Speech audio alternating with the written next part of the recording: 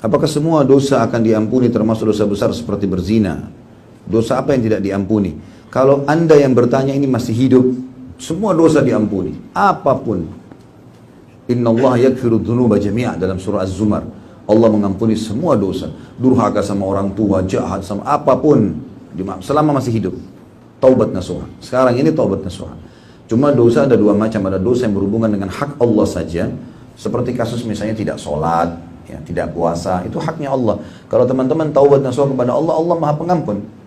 Allah bisa maafkan sebanyak apapun dosa kita. Tapi kalau berhubungan dengan hak manusia, kayak ghibah, gunjing, fitnah, mencuri, memukul, ya, menjatuhkan martabatnya lah, apalah segala macam. Ini hubungan sama manusia. Maka ini syaratnya harus taubat kepada Allah karena Allah larang dan harus mengembalikan haknya orang itu.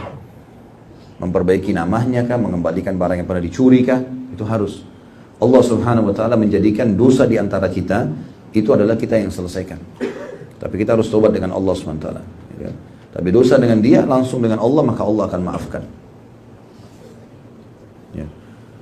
Jadi ini Allah Subhanahu wa taala akan maafkan walaupun berzina berulang-ulang, walaupun membunuh berulang-ulang, semua ini insya Allah akan dimaafkan oleh Allah.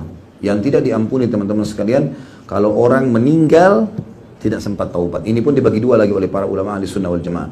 Kalau dia berbuat dosa selain syirik, selain kekufuran, selain kemunafikan, ya, dalam arti kata betul-betul dia muslim tapi dia punya dosa-dosa, maka ini namanya selain kemusyrikan, artinya tidak menyekutukan Allah. Kekufuran dan kemunafikan ini jelas-jelas sudah tidak mungkin, gitu kan? Maka masih tahta masyiatillah, di bawah naungan Allah.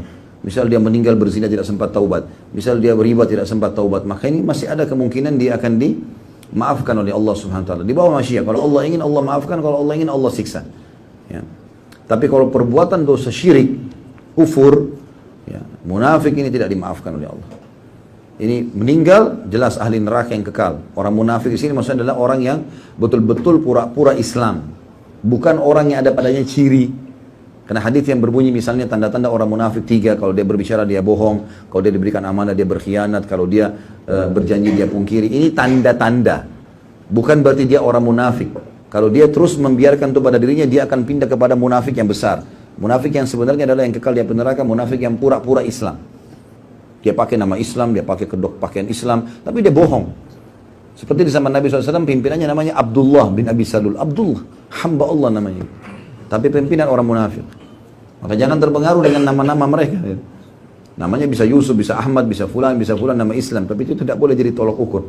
Intinya, ketahuannya mereka kalau Islam bilang A, dia bilang B. Allah bilang dan Rasulnya tidak boleh, dia bilang boleh.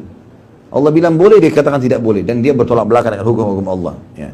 Itu gampang dikenal tentunya. Kemudian orang kafir jelas. Kafirnya ada dua macam. Ada kafir yang mutlak, memang dasarnya dia tidak ada keimanan sama sekali seperti ateis. Ada kafir yang disebabkan karena substansial kekafiran itu sendiri. Seperti ahli kitab. Mereka beriman sama Allah, mereka agama profetis, mereka beriman. Seperti Yahudi beriman pada Musa alaihissalam. Tapi karena masih ada substansial keimanan yang tidak disempurnakan seperti datangnya Nabi Isa, harusnya mereka sempurnakan imannya kan?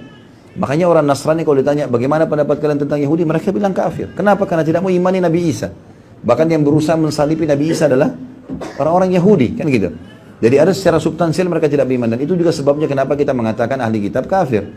Karena memang mereka masih belum beriman secara keseluruhan kepada Allah SWT. Maksudnya ditolak di sana Nabi Muhammad alaihi wassalatu wassalam.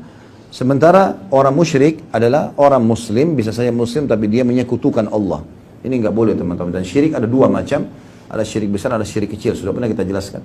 Syirik besar adalah menyembelih kepada selain Allah, tawaf di kuburan lah, minta-minta kepada pohon keramat. Ini semua bahaya, syirik besar. Ini bahaya, bisa mengeluarkan dari Islam. Tapi ada syirik kecil, riya. Memperindah ibadah karena makhluk. Dan ini masih tidak mengeluarkan dari Islam. Nah kalau dia meninggal tidak sempat taubat dari kemunafikannya, dia tidak masuk Islam, orang kafir juga tidak. Orang musyrik tapi musyrik besar, maka Allah tidak akan ampuni ini kalau syirik besar. Sebagaimana Allah sebutkan dalam surah An-Nisa, A'udzubillahi minasyaitonirrajim, innallaha la yaghfiru an yushraka bih wa yaghfiru ma duna dzalika liman yasha.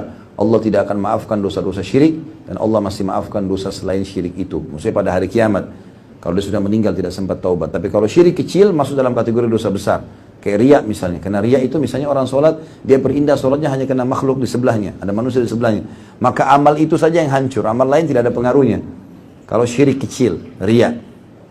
atau berbangga-bangga menceritakan amal-amal solehnya gitu kan. Tapi kalau syirik besar ini bahaya. Allahu a'lam. Itu yang saya